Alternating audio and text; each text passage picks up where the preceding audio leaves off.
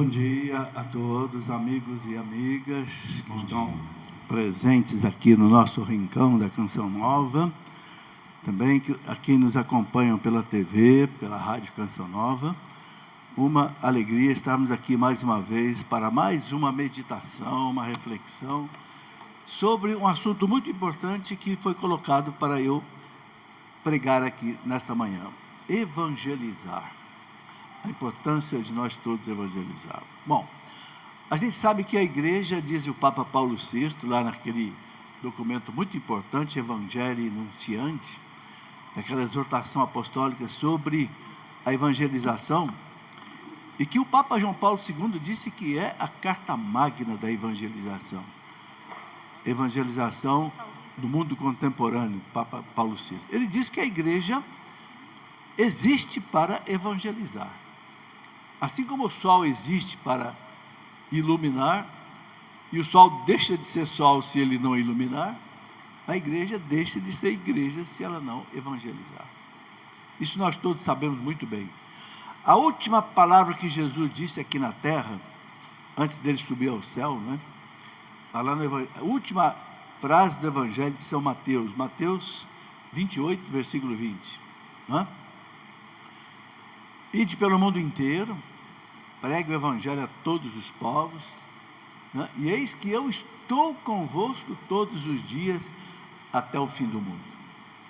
Isso é uma alegria para nós, saber que quando a igreja evangeliza, quando nós evangelizamos, nós leigos também, Jesus está conosco. É importante a gente lembrar disso. Eis que eu estou, ele não disse eu estive ou eu estarei, eu estou. Ou seja, o verbo está no presente. Ou seja, no momento que você evangeliza, Jesus está com você. Se você vai com reta intenção, com vontade realmente de pregar o Evangelho, de revelar Jesus para as pessoas, Ele está ali com a gente. E isso é uma experiência, sabe, que graças a Deus eu senti na minha vida. Eu comecei a trabalhar na igreja com evangelização em 1970, quando conheci o Padre Jonas. Eu tinha 20 anos de idade, já faz 55 anos. Nesses 55 anos, graças a Deus, impulsionado pela fé, pela própria Canção Nova, eu andei por esse Brasil inteiro, andei pelo mundo.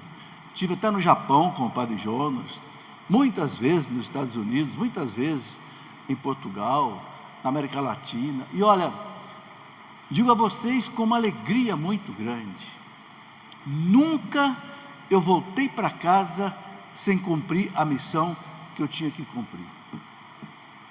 Gente, já aconteceu coisas incríveis comigo. Uma vez eu saí de casa para evangelizar, na esquina de casa, o motociclista na contramão encheu a porta do meu carro. Eu saindo para pegar um avião para evangelizar. Na hora eu liguei para um filho meu: olha, pega esse carro aqui, me dá o seu. E ele levou o carro para consertar, e eu fui fazer. Outras vezes perdi voo. Teve uma vez que eu tinha que pegar um avião no aeroporto de Guarulhos. Quando eu bati a mão no bolso, cadê a carteira? Esqueci a carteira em casa, não tinha documento de identidade, e você não embarca no avião sem documento de identidade. Estava na hora de perdi o voo. Eu estava em Guarulhos, liguei para o meu filho: olha, vou tentar pegar um outro voo aqui. Resultado, só tinha um voo em Congonhas. Ele disse: pai, eu vou soltar um motoqueiro aqui para levar a sua identidade. 2 horas de viagem da minha cidade, aqui Lorena até. E eu fiquei esperando, o rapaz chegou, me deu. Eu peguei um táxi, fui para Congonhas. 10 minutos antes do avião levantar voo, eu consegui embarcar. E cheguei onde eu tinha que chegar. Isso aconteceu várias vezes. Doença, de eu ficar quase sem voz e conseguir pregar. Essa passagem de Jesus, eis que eu estou convosco, é muito sério. Isso é para a gente não ter medo de evangelizar. Saber que o demônio vai ficar jogando umas cascas de banana na frente da gente para a gente escorregar, mas Deus é mais. Quando disse uma velhinha disse para mim: tem mais Deus para dar do que o diabo para tirar. um dia eu assisti uma cena muito interessante. Uma moça caiu da bicicleta, a moça ia descendo uma rama da bicicleta, a bicicleta quebrou, e a moça caiu, machucou, ficou chorando. Passou uma velhinha e disse: levanta, filha, tem mais Deus para dar do que o diabo para tirar. Tem mais Deus para dar do que o diabo para tirar. E é isso mesmo.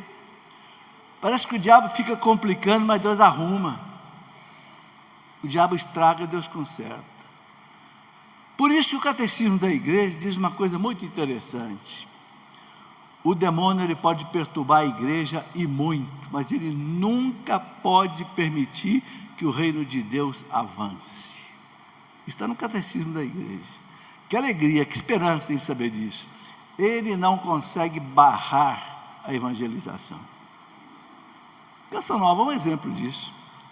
Canção Nova começou com 10 pessoas aqui na cidade que eu moro, em Lorena. 10 pessoas, com o padre Jonas, numa casa alugada. Às vezes passavam até necessidade de comida. Hoje está aí a Canção Nova, evangelizando o mundo. Então, a gente tem que ter uma esperança ao evangelizar, uma alegria ao evangelizar. O salmista diz: servir ao Senhor com alegria. O evangelizador não pode ser alguém triste, não pode ser alguém medroso, não pode ser alguém acanhado. Claro, ele tem que ser humilde, ele tem que ser discreto, ele tem que ser preparado, mas ele não pode ser alguém triste, desanimado. Aqui na Canção Nova, eu acompanho a Canção Nova desde que ela nasceu. Quantas intempéries nós passamos aqui. Quantas vezes queimava transmissor da rádio, quando só tinha rádio, e não havia dinheiro para comprar outro transmissor, e o dinheiro aparecia, e o retransmissor voltava, e assim por diante. Agora, o que está por baixo de tudo isso, gente, que é importante a gente entender bem. São Paulo fala lá, na primeira carta aos Coríntios, capítulo 9, no versículo 16, São Paulo fala assim: ai de mim se eu não evangelizar. Ai de mim se eu não evangelizar. Ele fala, não é para mim algo facultativo, não, é uma missão que o Senhor me deu. Eu tenho que evangelizar. E Paulo evangelizou até a morte. E nós temos que evangelizar até a morte também. Na medida que Deus abre as portas para a gente, não é todo mundo que Deus põe aqui nesse palco para pregar, não é todo mundo que Deus põe na TV para pregar, mas Deus sabe quem Ele chama.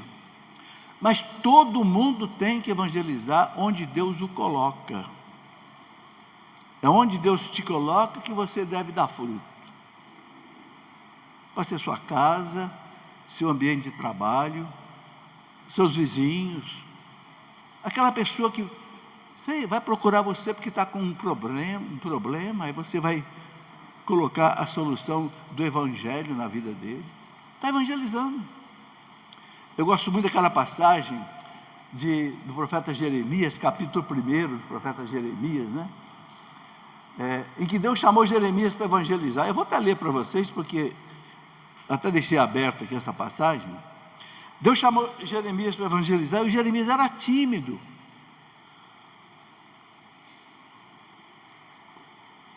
É o primeiro capítulo do livro de Jeremias, no versículo 6, ou vou começar no versículo 4, o título é Vocação do Profeta. Está escrito aqui: foi-me dirigida nestes termos a palavra do Senhor, antes que no seio fosses formado. Olha, antes da concepção de Jeremias, eu já te conhecia.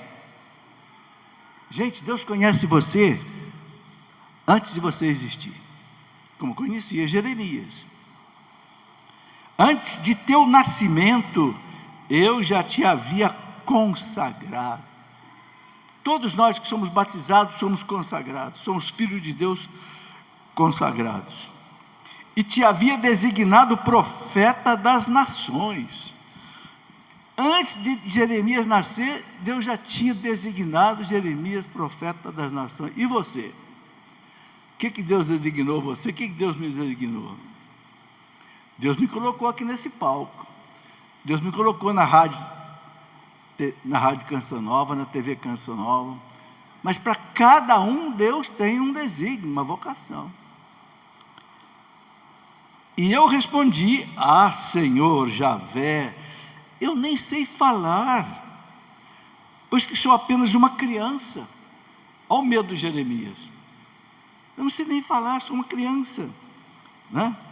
Replicou, porém, o Senhor: não digas, sou apenas uma criança.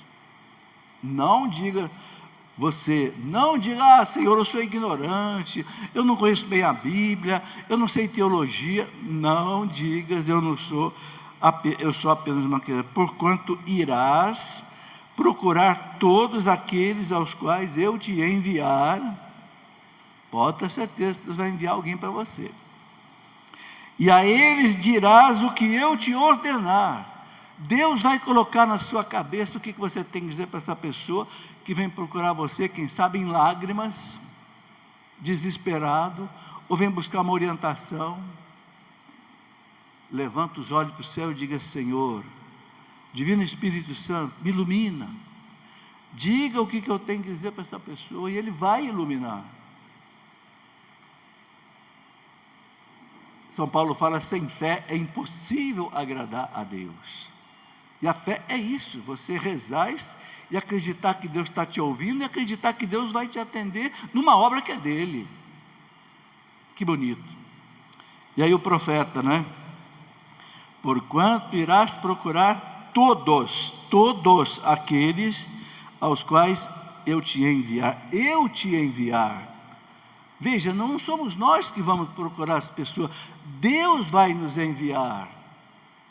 Nunca na minha vida, gente, eu pensei de estar pregando aqui. Nunca na minha vida eu pensei de escrever livros, acho que vi mais de 100. Nunca na minha vida eu pensei de andar por esse Brasil afora, por esse mundo afora, nunca. Eu sou de uma cidade pequena, de uma família simples aqui de Lorena, de 9 irmãos. Tudo que eu queria ser era como meu pai, um bom marido, um bom esposo, era tudo que eu queria. Mas Deus chama a gente. Olha o que ele diz aqui, né? Irás procurar todos aqueles aos quais eu te enviar. É Ele que envia a gente. E por isso que a gente não pode ter medo, porque quando Ele envia, Ele dá a graça. São Tomás de Aquino, Santo Agostinho dizem: Deus não dá uma missão sem a graça necessária para você cumprir essa missão. Não tenha medo. E a eles dirás o que eu te ordenar. Não deverás temê-los, porque estarei contigo para livrar-te. Olha que bonito. Eu vou estar contigo para livrar. É aquilo que Jesus disse: eu estou convosco todos os dias, até o fim do mundo. Até Ele voltar, Ele está com a gente. Então, é uma missão de todos nós. O Papa Bento XVI, quando esteve aqui em Aparecida, né, na reunião dos bispos da América Latina, Bento XVI colocou como título da evangelização ali, ser de discípulos e missionários. Todo batizado, todo discípulo de Jesus é missionário, né? Porque quem encontrou Jesus não pode ficar mais quieto, tem que levar para os outros. E evangelizar é isso. O Papa Paulo VI, no documento que eu falei, a Evangelii Nunciante, ele fala do conteúdo da evangelização. O que é evangelizar? É você levar Jesus para as pessoas. O Papa João Paulo II dizia uma frase naquela encíclica dele, Jesus Cristo, Redentor dos homens. Foi a primeira encíclica que o Papa João Paulo II escreveu em 1979, por aí. Redentor hominis, o redentor dos homens. João Paulo dizia assim: o homem que não conhece Jesus Cristo permanece para si mesmo um desconhecido, um mistério insondável, um enigma indecifrável. O que quer dizer isso? O homem que não tem Jesus Cristo na vida dele, ele não sabe quem ele é, ele não sabe o que ele está fazendo aqui nesse mundo, ele não sabe o sentido das coisas, ele não sabe o sentido do casamento, do trabalho, da morte, não sabe, ele fica meio perdido aqui nesse mundo. Um enigma indecifrável, um mistério insondável, um desconhecido. Porque o Papa diz: só Jesus Cristo revela o homem ao próprio homem. O que quer dizer isso? Só Jesus Cristo para você quem você é. Você não é um monte de carne, ossos e nervos, não. Você é um filho amado de Deus. Olha que beleza.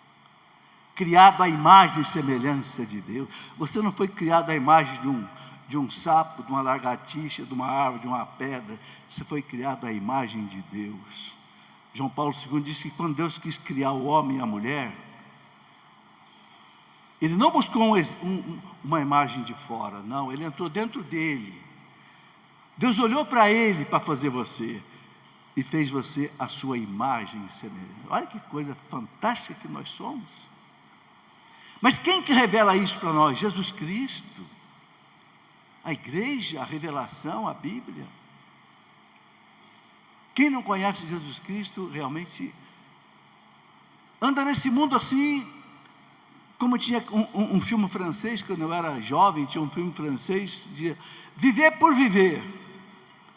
Viver por viver. A vida não tem sentido. Não, quem tem Jesus Cristo tem sentido. Eu quero amar a Deus nessa vida, servir a Deus, servir os irmãos, e eu vou viver eternamente com Deus, na glória do Pai. A vida tem sentido. Cada gota de lágrima que eu derramo aqui, se eu ofereço a Deus pela salvação do mundo, eu tenho mérito diante de Deus. Então, gente, evangelizar, diz o Papa Paulo VI, é levar Jesus Cristo. É o chamado querigma. Querigma é uma palavra grega que quer dizer grito. Grita o nome de Jesus para as pessoas. É o querigma, ou seja, é o anúncio da boa nova. Qual é a boa nova, gente? Nós vamos celebrar agora no Natal. O Verbo se fez homem. Deus se fez meu irmão. Isso é tão grande que não cabe na nossa cabeça. Como é que pode Deus, que é o Criador de tudo que não cabe no universo, Ele nasce numa criancinha para nos salvar, para nos arrancar do poder das trevas do demônio e levar para o reino do seu Pai.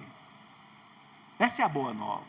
Isso é evangelizar, não é? Muita gente pensa que Jesus Cristo veio aqui apenas para ser um grande profeta. Jesus veio para nos salvar. Esta é a grande mensagem dele, né? Por isso que nos Atos dos Apóstolos, capítulo 4, versículo 12, depois que Pedro e João curaram aquele aleijado na porta do templo, né? Ouro e prata não tenho, mas o que eu tenho eu te dou, em nome de Jesus, levanta-te e anda. Aí o povo ficou querendo saber, no poder de quem que vocês estão fazendo isso? O que Jesus disse? Em nome de Jesus ressuscitado.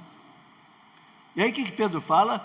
Não nos foi dado outro nome debaixo do céu, no qual nós tenhamos salvação. Gente, esquece. Não nos foi dado outro nome embaixo do céu, no qual nós tenhamos salvação. Tem muita gente aí perdida, buscando salvação não sei aonde, em falsos profetas, em seitas. Não tem salvação fora de Jesus Cristo. Por quê? E aqui eu preciso explicar isso, por quê. Vocês sabem que o pecado entrou na história da humanidade, né? O pecado entrou na nossa história. Deus criou o homem e a mulher, colocou no paraíso. Paraíso quer dizer Éden, Éden quer dizer delícias. era só alegria.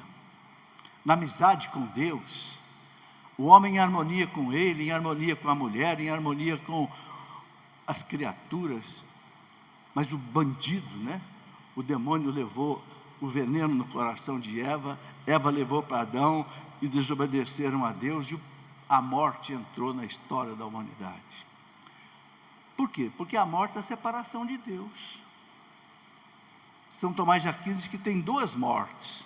A primeira morte é quando a alma separa do corpo e a gente vai para o cemitério.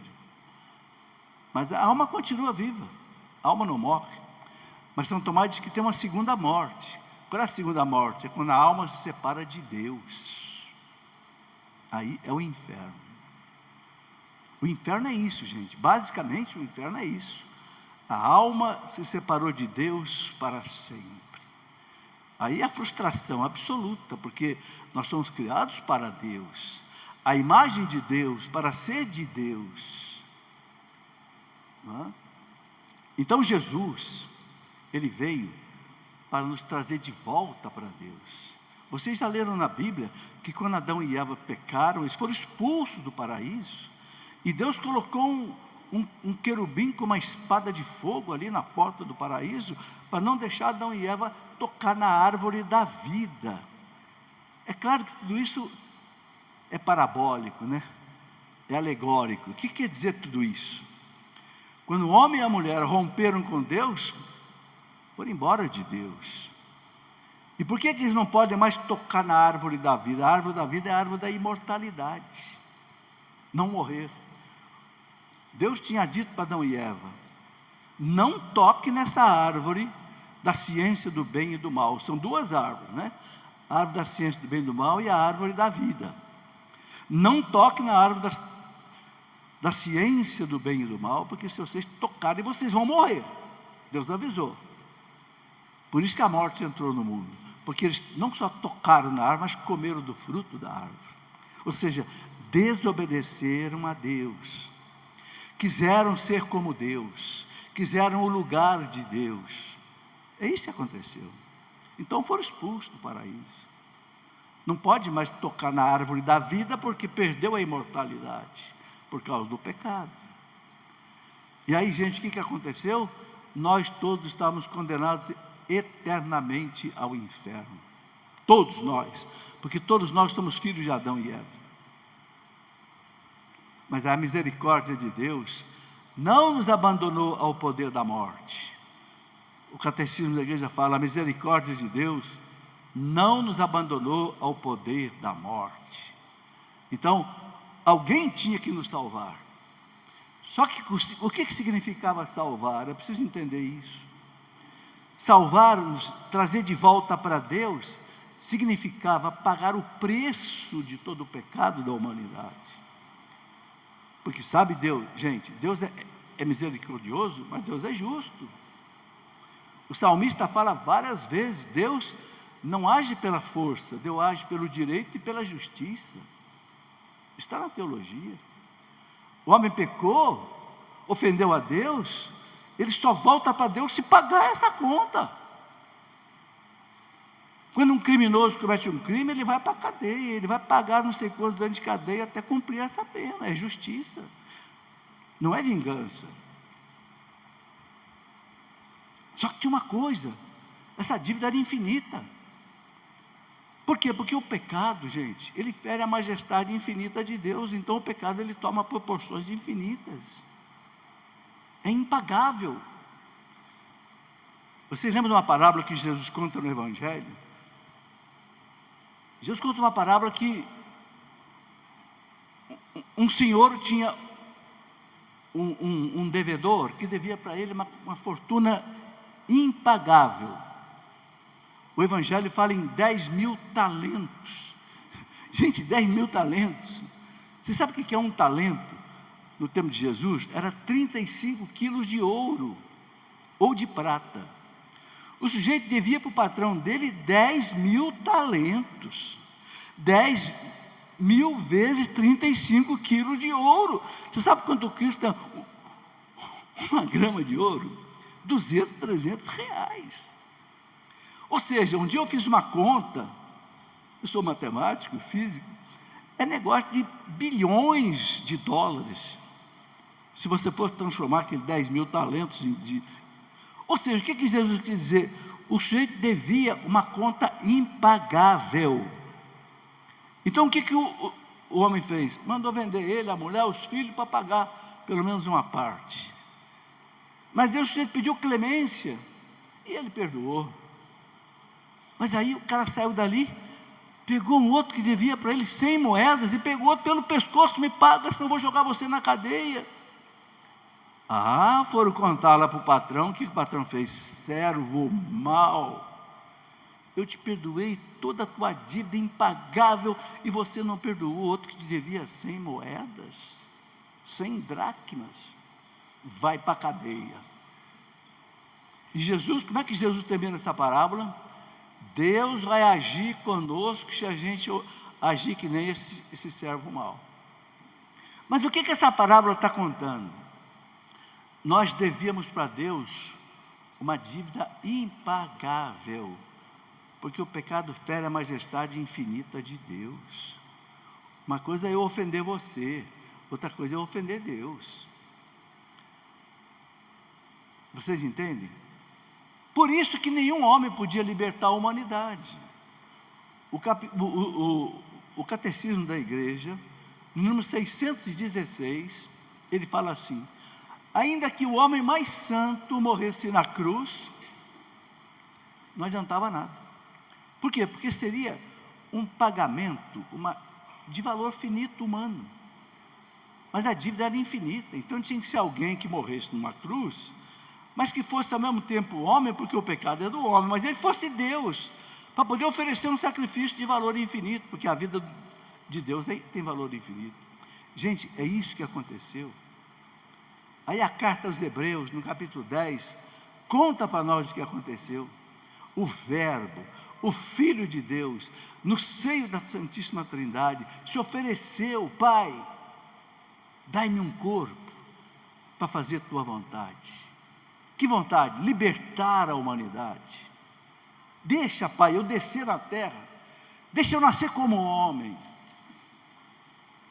E aí São Paulo fala, na carta aos Gálatas, capítulo 4, versículo 4, na plenitude dos tempos, Deus enviou seu Filho ao mundo, nascido de uma mulher, sujeito à lei, para libertar os que estavam presos pela lei. Que lei? O inferno, que nós todos estávamos condenados. Gente, isso é a grande misericórdia de Deus. Cristo desceu do céu, deixou o trono da glória, tirou lá do céu a sua coroa de rei, seu manto de rei, e desceu para nascer num presépio de Belém. Para quê? Para nos salvar, para poder pagar a justiça divina, o preço do nosso resgate. Porque, entendo, gente, uma coisa: o demônio, ele conquistou a humanidade, não foi com violência, foi sedução. Ele não chegou para Eva e disse, uma faca no pescoço de Eva: ou você come essa maçã, ou não tem maçã nenhuma, inventaram que é maçã, a Bíblia fala em fruta, eu acho que é influência americana, se fosse no Brasil seria banana, O demônio não encostou uma faca no peito da Eva e disse: come essa fruta, senão eu te mato. Não, o demônio não faz isso. O demônio age pela sedução. Ele é o grande sedutor das nações, diz a Bíblia. Chegou no ouvidinho de Eva e disse: o quê? Esse Deus diz que você não pode comer dessa fruta.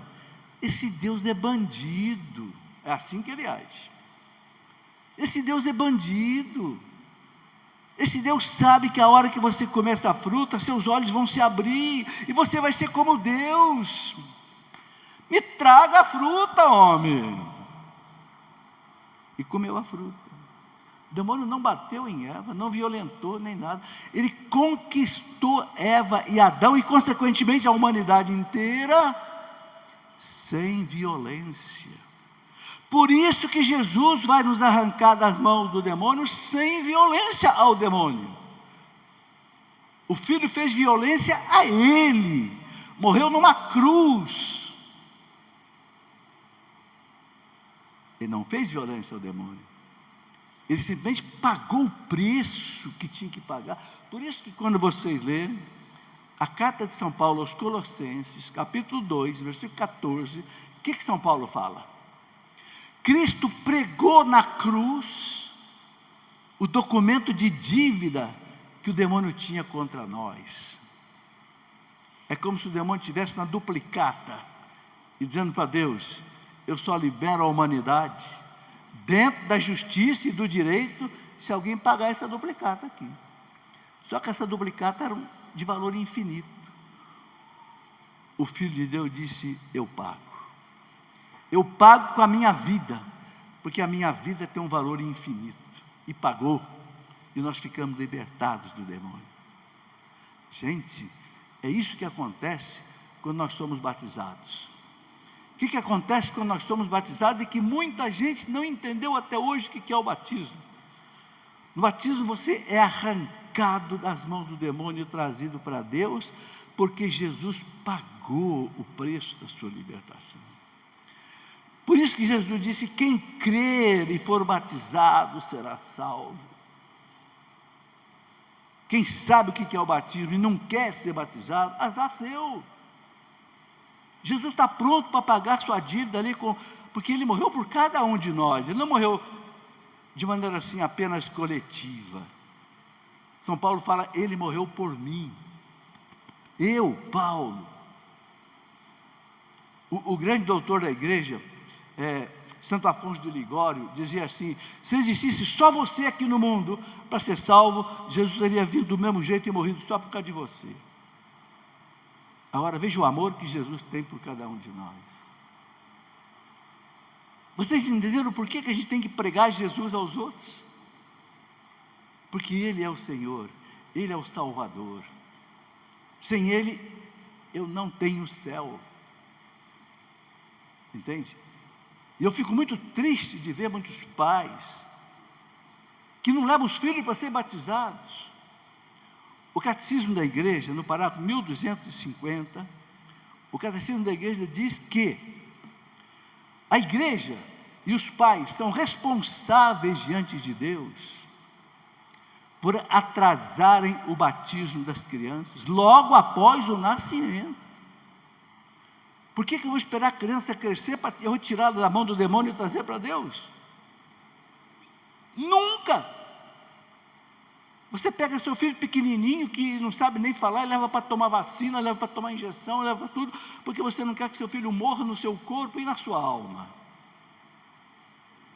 Gente, acorda em relação ao batismo. O batismo é isso. Por que o batismo antigamente era um mergulho? Mas a igreja entendeu no primeiro século que não precisava ser o mergulho, bastava ser por efusão, derramamento de água. Já no primeiro século a igreja já fazia assim. Mas o que significa essa água que derrama na criança? Significa que a criança é mergulhada na morte de Cristo. Porque a palavra batismo, batizar, significa mergulhar. Então a criança, ela é mergulhada na morte de Cristo, ou seja, ela morre com Jesus no braço do mal e ela ressuscita nos braços de Deus. Sabe uma coisa que eu faço todo dia? Depois que eu entendi isso na minha vida com muita profundidade, eu fui batizado aqui na cidade de Lorena, na Catedral de Lorena. Hoje tem ainda ali a pia batismal em que eu fui batizado há 75 anos atrás. Todo dia eu vou na missa ali às 6h30. Quando acaba a missa, eu vou lá beijar aquela pia batismal. E ali eu digo para o Senhor: aqui, Senhor, eu quero renovar as promessas do meu batismo. Eu renuncio a Satanás, às suas obras, às suas seduções e a todos os meus pecados. E eu beijo aquela pia batismal, porque ela foi o túmulo do meu homem velho e ela é o berço do meu homem novo. Eu beijo aquela pia todo dia. Ali Deus me deu a salvação. Ali Deus me deu. São Pedro fala: nós somos renascidos pela água do batismo. Renascido quer dizer nascer de novo. Aí vem a palavra Renato. Quem é Renato? Aquele que renasceu. Nós somos renascidos pela água do batismo. É isso, gente, que nós temos que contar para as pessoas. Isto é evangelizar. Paulo VI dizia que não existe evangelização se você não fala o nome de Jesus, a morte de Jesus, a redenção que Jesus trouxe, os milagres de Jesus. Não existe evangelização se ela não for cristocêntrica, centrada em Cristo. Chega de evangelização que só fica falando de política, de economia, de arte, de música. Isso não é evangelização. Paulo VI disse que o que é a libertação que o Evangelho traz. Paulo VI fala no documento dele, Evangelho Enunciante. A libertação é libertação do pecado, da morte, do inferno e do demônio. Esta é a libertação que a evangelização tem que trazer. Quem quiser ler esse documento Paulo VI vai ver lá. A libertação cristã é libertação do pecado. Por quê? Porque o demônio nos agarra pelo pecado. São Paulo fala que o aguilhão do pecado é a morte. Ou seja, o demônio nos leva à morte pelo pecado. Aguilhão quer dizer ferrão. Então, gente, nós temos que levar para o mundo a mensagem do próprio Evangelho de Jesus. E aqui tem uma coisa muito importante de ensinar para as pessoas.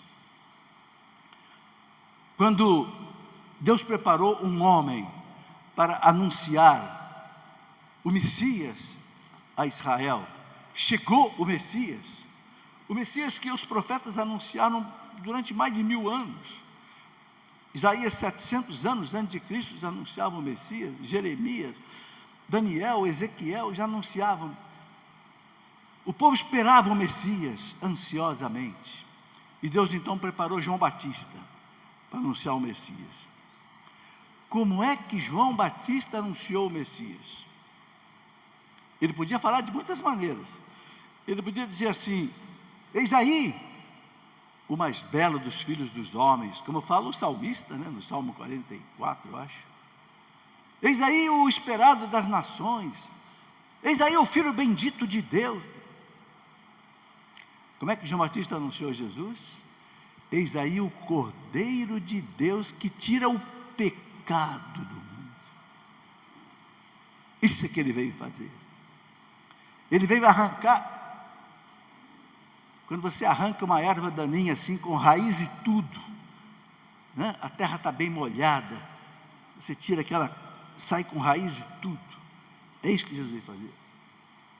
Aquela planta nunca mais ela nasce, porque você arrancou a raiz. Jesus veio para tirar o pecado do mundo, porque o pecado é a raiz de todo o mal. O que São Paulo fala na carta aos Romanos? Capítulo 6, versículo 23, o que São Paulo fala? O salário do pecado é a morte. Romanos 6, 23, o salário, a consequência do pecado é a morte. Então, gente, São Paulo resume aí a razão de todo o sofrimento que há no mundo. Toda lágrima que você derrama, toda doença que você tem, todo acidente que acontece, é raiz. Onde é que está a raiz? Está no pecado. O meu pecado? Não, nem sempre é o meu pecado. É o pecado da humanidade. Porque uma criança nasce doente, porque uma criança tem um câncer e morre, é culpa dela, é culpa dos pais? Não. É culpa do pecado da humanidade que envenenou a natureza humana. E quando você toca o caos numa situação, acontecem coisas erradas de tudo que é tipo. Vocês entendem? Mas a causa primária, a causa primeira é o pecado. Por isso que Jesus não veio, gente, tirar as consequências do pecado. Jesus matou a fome de muita gente, não é verdade? É verdade, mas a fome continua. Jesus curou muito aleijado, não curou? Curou e continua muito aleijado ainda hoje. Jesus curou muito leproso, e ainda hoje tem muito leproso no mundo. Por quê? Porque Jesus não veio tirar o efeito do pecado, ele veio tirar a raiz. Eu me lembro quando eu era criança, a gente morava numa casa que tinha quintal, e nascia muito uma plantinha que meu pai chamava de tiririca, e ela tinha uma batatinha. Meu pai dizia: não arranca a tiririca, só arranca a batatinha. E ficava bravo com a gente, porque se não arrancar a batatinha, ela nasce de novo. E a gente, criança preguiçosa, queria só, acabou, pai, não acabou não. Pega a enxadinha e vai arrancar as batatinhas. Jesus não veio arrancar a tiririca, Jesus veio arrancar a batatinha. Jesus veio arrancar o pecado, e teve que pagar com a morte dele para isso. Por quê, gente? Que a primeira coisa que Jesus fez, depois que ele ressuscitou, você se lembra que foi a primeira coisa que Jesus fez no domingo da ressurreição? Na primeira aparição aos apóstolos, o que ele fez? Que está gravado lá no Evangelho de São João, capítulo 20, versículo 22. Ele instituiu o sacramento da confissão. Lembra disso? Ele apareceu no cenáculo, os apóstolos com a porta fechada, com medo dos judeus. Ele entra sem rasgar, sem abrir a porta, sem rasgar as paredes, porque agora ele está ressuscitado. É um corpo que pode atravessar paredes.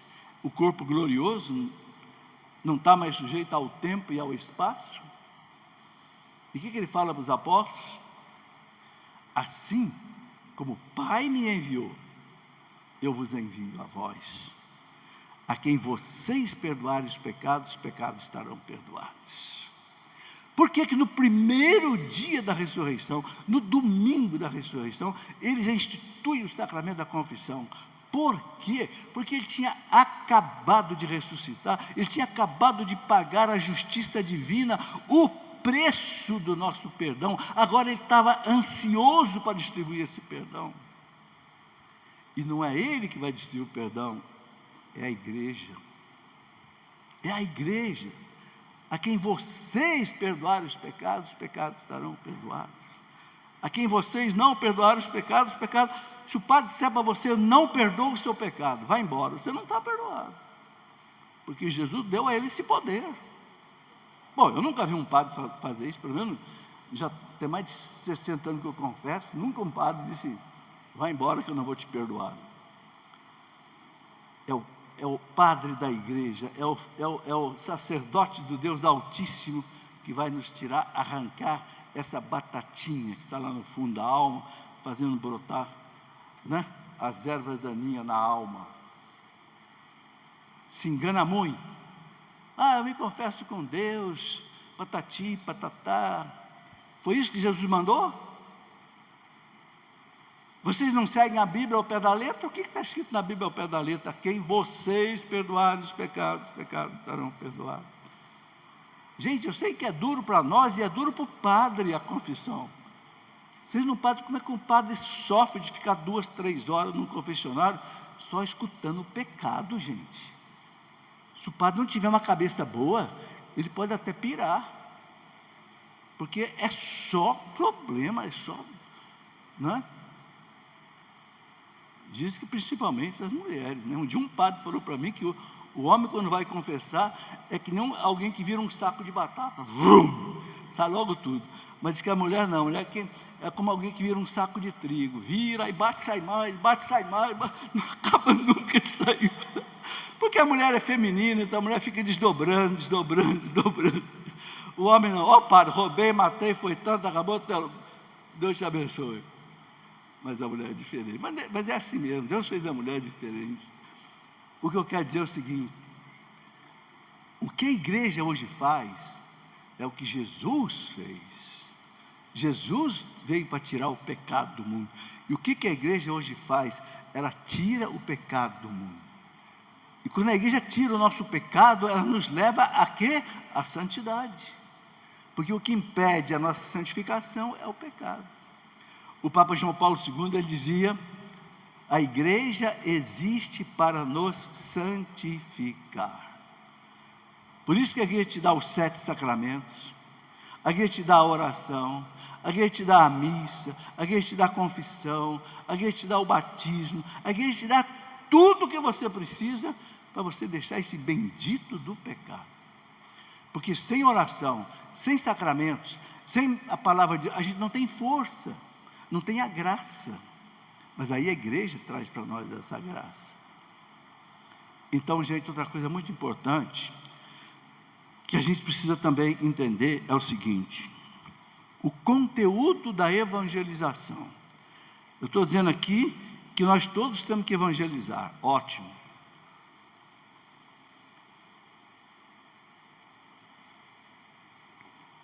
Mas o conteúdo da evangelização, já falei aqui, evangelizar é levar a boa nova, Jesus Cristo. Agora tem uma coisa, nós temos que conhecer a doutrina católica, para você não evangelizar errado. Eu vejo na internet hoje, muita gente evangelizando muito bem, mas eu vejo gente evangelizando errado, dizendo coisas que não está de acordo com o que ensina o magistério da igreja. Então, quem tem a responsabilidade, por exemplo, de ser um pregador, prega num grupo de oração, ou prega na sua própria casa, ou prega aqui num palco desse, tem que ensinar o que a igreja ensina. Você não pode ensinar o que você quer. Eu dou aula para os pré-discípulos e discípulos da Canção Nova, são os jovens que se preparam 2 anos para se consagrar na Canção Nova, né? Tem uma casa em Queluz, uma casa em Lavrinhas, e eu dou aula para eles o ano inteiro, já tem 30 anos que eu faço isso. Eu falo para eles 4 coisas, e falo para vocês. Primeiro, não autorize aquilo que a igreja não autoriza. Tem gente que quer autorizar as coisas que a igreja fala, não, não pode. Não autorize o que a igreja não autoriza. Segundo, também não proíba o que a igreja não proíbe. Tem gente que quer proibir alguma coisa que a igreja não proíbe. Terceiro, não ensine o que a igreja não ensina. E quarto, não queira saber o que a igreja não sabe. Tem gente que diz, eu sei quando é que Jesus vai voltar. Teve um padre que antes do ano 2000 escreveu um livro dizendo que Jesus ia voltar no ano 2000. Um padre esteve aqui comigo, ele e o padre Jonas conversamos com esse padre aqui em 1998, escreveu um livro que Jesus ia voltar no ano 2000. Nós já estamos no ano 2024 e Jesus não voltou. Então, por favor, não ensine o que a igreja não ensina. Gente, evangelizar é um negócio sério. Você tem que preparar, você tem que ler a Bíblia, você tem que conhecer a doutrina, principalmente o catecismo da Igreja Católica. Olha, quero contar uma coisa para vocês sentirem a responsabilidade do padre Jonas. Vocês sabem que o catecismo da Igreja Católica, esse segundo, né, teve um primeiro lá em 1565, aprovado pelo Papa São Pio V, depois da reforma de Lutero, que foi o Concílio de Trento. Bom, 440 anos depois, João Paulo II aprovou agora o novo catecismo da igreja, que é praticamente o mesmo, com algumas atualizações. Quando o catecismo saiu em 1992, não tinha rádio Canção Nova ainda, só tinha TV, não tinha TV, tinha só rádio, desculpa. O padre Jonas telefonou para mim, Felipe, eu quero que você dê o catecismo inteiro pela rádio Canção Nova. Gente, são 2.865 parágrafos. E eu nem tinha lido o catecismo ainda. Falei, padre, misericórdia. Primeiro que eu não tenho condição de ir na rádio todo dia, porque eu morava em Lorena e eu era diretor do campo da USP aqui em Lorena. Padre, eu não tenho condição.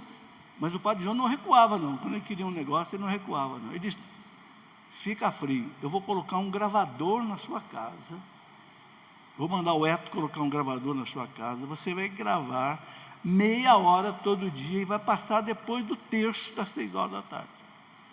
Aí lá fui eu estudar o catecismo, Eu gravei 360 programas, porque passava até domingo. O pessoal mais velho aí, que acompanhava lá a rádio em 1990 e pouco, acho que lembra disso. Lembra, né? Está levantando a mão aqui. Muito bem, gravei um ano inteiro. O que o Padre Jonas fez? Disse para a rádio: repita. Ficou tudo gravado, né? A rádio repetiu 2 anos, tudo de novo, porque eu peguei de capa a capa o catecismo. Aí, quando acabou, veio a TV. Quando veio a TV, o Padre Felipe: agora você vai fazer a mesma coisa na TV. Não acabou, não. E lá fui eu, né? Gravava naquelas fitas grandonas, VHS, 360 programas, num estúdio precário, pequenininho. Não tinha nada disso aqui, gente. Não tinha nada disso aqui. Era uma casinha lá na entrada, lá. Um estúdiozinho pequeno mesmo. Uma câmera. E eu gravava ali. E a TV era só regional. Bom, 1 ano de gravação. Quando acabou, o padre disse: agora você vai dar o catecismo para os meus meninos, lá em Queluz, os que estavam se preparando para a consagração. Toda essa moçada da Canção Nova aqui passou por mim. Porque agora tem 2 casas, tem Queluz e tem Lavrinhas. O que eu quero mostrar a vocês, olha a responsabilidade do Padre Jonas. Ele fez com que todos os meninos e moças que foram consagrados à Canção Nova tivessem um conhecimento profundo do catecismo. Por quê? Porque é a doutrina.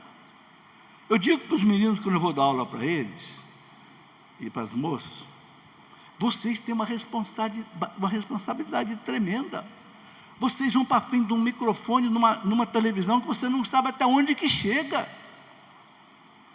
Gente, às vezes eu ia lá no Mato Grosso: professor Felipe, assiste seu programa. Eu ia lá nos Estados Unidos, porque agora vê pela internet.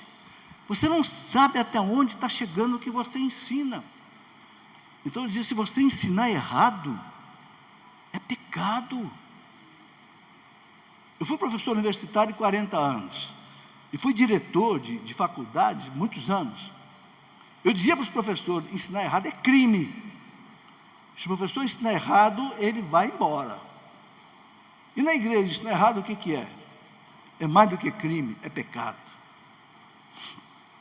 São Tomás de Aquino dizia: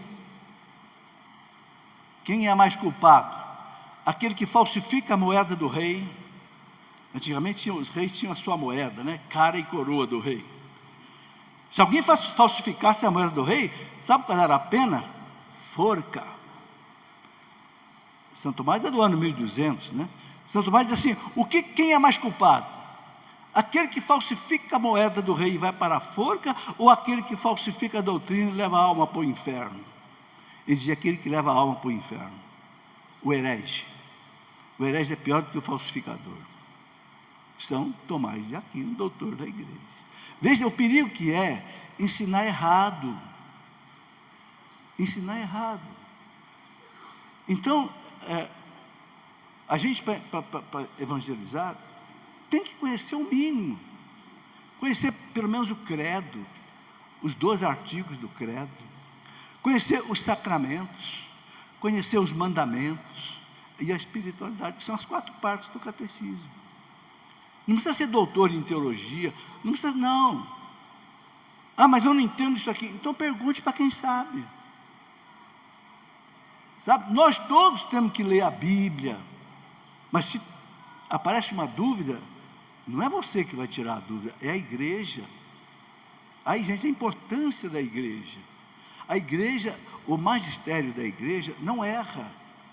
E aqui eu quero ensinar uma outra coisa muito importante. Na Santa Ceia, quando Jesus se despediu dos apóstolos, Jesus fez várias promessas ali, importantíssimas. São João narrou no capítulo 13, 14, 15, 16 e 17. São João gastou 5 capítulos para narrar a Santa Ceia. Foi o único evangelista que narrou a Santa Ceia com detalhe. O que Jesus colocou ali para eles? Capítulo 16 do Evangelho de São João, versículo 12 e 13. João 16, 12 e 13. O que Jesus disse para os apóstolos? eu ainda tenho muitas coisas para dizer para vocês, mas vocês não têm condição de compreender agora. Claro, já era a Santa Ceia, a última ceia, dia seguinte Jesus já estaria morto, né, sexta-feira santa. Mas o que Jesus falou para eles? Mas quando vier o Paráclito, o Espírito Santo, que ele chamou de o Espírito da verdade, ensinar-vos-á toda a verdade. Gente, isso é a coisa mais importante que nós temos na nossa fé católica, em termos de garantia, de doutrina. Quando vier o Paráclito, o Espírito da verdade, ensinar-vos-á toda a verdade. O Espírito Santo não vai ensinar para a igreja só um tiquinho, não, vai ensinar tudo. Por isso, gente, que a igreja tem certeza absoluta que o que ela ensina para nós, o que está no catecismo da igreja, é a verdade. Por quê? Porque tem promessa de Jesus, que o Espírito Santo garante isso. Essa é a maior alegria que eu tenho de estudar a doutrina católica. Saber que essa inspiração toda que está ali, de 2000 anos, é uma inspiração que vem do Espírito Santo. E vocês querem ver que coisa bonita? O nosso credo tem 2000 anos. Nunca foi alterado. Nunca foi alterado. Por quê? Porque o Espírito Santo, ele não ensina uma coisa no primeiro século para a igreja, e ensina outra no século X e outra no século XXI, não. O mesmo credo que os apóstolos rezavam, nós rezamos hoje na missa. Por quê? Porque a verdade não muda, vocês estão entendendo? Eu fui professor de física há muitos anos. Só para dar um exemplo da questão da verdade. Tem um negócio na física chamado empuxo. Empuxo é o seguinte: por que um navio não afunda? Por que você solta um balão, o balão sobe? Porque um sujeito chamado Arquimedes, um grego, 300 anos antes de Cristo, ele descobriu o seguinte: quando um corpo entra num fluido e desloca um fluido, ele recebe uma força de baixo para cima igual ao peso do fluido que ele deslocou. Isso chama-se empuxo. Então o navio não afunda, o balão sobe, porque ele desloca uma quantidade de ar, o peso daquele ar empurra ele para cima. Isso foi descoberto 300 anos antes de Cristo, ou seja, 2.300 anos atrás. E hoje você ensina a mesma coisa em todas as universidades do mundo. Por quê? Porque é verdade, e a verdade não muda, vocês estão entendendo? A verdade pode ser física, pode ser química, pode ser biológica, pode ser moral, a verdade não muda. Eu acho que quando vocês cursaram o colegial, o ginásio, né, vocês estudam um negócio chamado Teorema de Pitágoras, lembra? Um triângulo retângulo, o quadrado da hipotenusa igual a soma dos quadrados dos catetos, A2 igual a B2 mais C2, lembra disso? Quem lembra, levanta a mão. Quando é que alguém descobriu isso? Pitágoras. Quando é que o Pitágoras viveu? 400 anos antes de Cristo na Grécia. E ainda hoje você ensina a mesma coisa em todos os colégios e cursinhos da faculdade. Por quê? Porque é verdade. Então, quando Jesus fala para a igreja, lá no cenáculo, o Espírito Santo ensinar-vos-á toda a verdade. Que coisa maravilhosa. Gente, nós já tivemos 267 papas. Nunca um papa na história da igreja cancelou um ensinamento doutrinário, dogmático de um papa anterior. Olha que beleza, que coerência. Não é como os políticos, né, que sai um político, entra outro, muda tudo que o outro fez. Não, não. Nós já tivemos 21 concílios ecumênicos. Você sabe o que é um concílio ecumênico? Quando o Papa chama todos os bispos do mundo. O último foi o Vaticano II, né? Nunca um concílio da igreja cancelou o ensinamento doutrinário de um concílio anterior. Gente, que beleza isso! Essa é a garantia daquilo que Jesus disse: o Espírito Santo ensinar-vos-á no futuro. todas as coisas. Por isso que muitas coisas nós aprendemos depois que Jesus foi embora. Porque Jesus, o Espírito Santo, ensinar-vos ou seja, no futuro. A igreja entendeu a intercessão dos santos. A igreja entendeu que o batismo era de criança. A igreja entendeu que a missa tem que ser celebrada no domingo, porque o Espírito Santo foi ensinando para a igreja, através dos papas, dos doutores, dos santos, etc. Vocês estão entendendo? É chamada a tradição da igreja, a tradição que veio da inspiração do Espírito Santo. Então, tudo isso, gente, cabe na evangelização. Agora eu queria terminar, já estou no fim, colocando o seguinte: qual tem que ser a posição daquele que quer evangelizar? Eu queria colocar aqui 4 coisas. Primeiro, viva aquilo que você prega. É muito desgastante, é muito contra-testemunho você pregar uma coisa e depois você vai lá e faz outra. Você prega a castidade, mas depois você vai lá e todo mundo sabe que você ama. Entendeu? Então, viva aquilo que você prega. Segunda coisa, humildade. Não queira aparecer. Não fica buscando aplauso, não fica buscando, não. Como dizia Santa Catarina de Sena, não seja um ladrão da glória de Deus. Doutora da igreja, Santa Catarina. O que é o ladrão da glória de Deus? É aquele que, ele canta bonito, então, olha como eu sou bom. Bom uma ova, você canta bonito porque Deus te deu esse dom. Se Deus não tivesse dado esse dom, você não cantava nada. Então deixa de ser besta, deixa de ser ladrão da glória de Deus. São Paulo fala na carta aos Coríntios, né? Se tudo que você você recebeu de Deus, do que você se vangloria? Não, você pode se vangloriar. Todos os dons que eu tenho, se eu prego, se eu consigo cantar, se eu consigo, é dom de Deus, é para a glória de Deus. Então essa é a segunda coisa. Primeira coisa, viva o que você prega. Segundo, humildade. Terceiro, se prepare para o combate espiritual, porque o demônio fica no pé do evangelizador. O demônio sabe que o evangelizador vai lá tirar a presa dele. Lembra daquela passagem que Jesus falou, quando ele mandou os 72 discípulos pregar 2 a 2? E os discípulos voltaram felizes da vida. Senhor, que maravilha, Senhor, até os demônios se submetem a nós pelo teu nome. O que Jesus disse para eles? Se alegrem, não porque os demônios se submetem ao seu nome. Eu via Satanás cair do céu. Eu via Satanás cair do céu, mas não se alegrem por causa disso, não. Se alegrem porque os nomes de vocês estão escritos no céu. É aquilo que fala o profeta Daniel. Daniel, no capítulo 3, diz assim: aqueles que pregam a justiça e a verdade de Deus brilharão como as estrelas do céu. Olha o pagamento do bom evangelizador. Vai brilhar como as estrelas no céu. Mas Jesus fala: eu vi Satanás cair do céu quando vocês pregavam. Você está entendendo o que acontece quando você prega bem?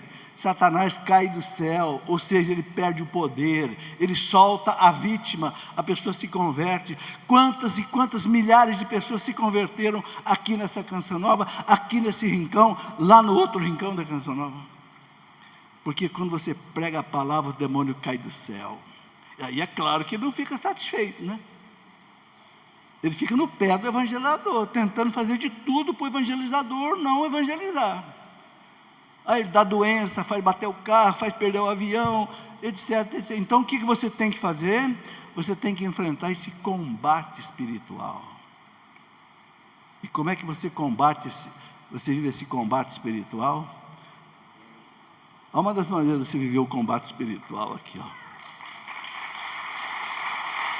Com ela ele não pode.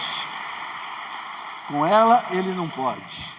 Porque Deus concedeu a Maria, desde os primórdios, o poder e a missão de esmagar a cabeça dele.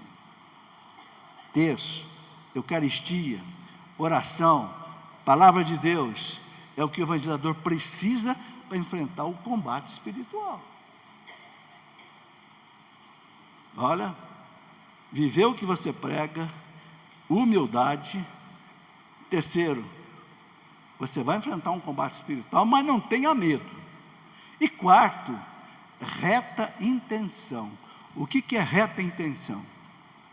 Reta intenção, você vai evangelizar por amor a Jesus, que disse: um pecador que se converte, vai haver festa no céu.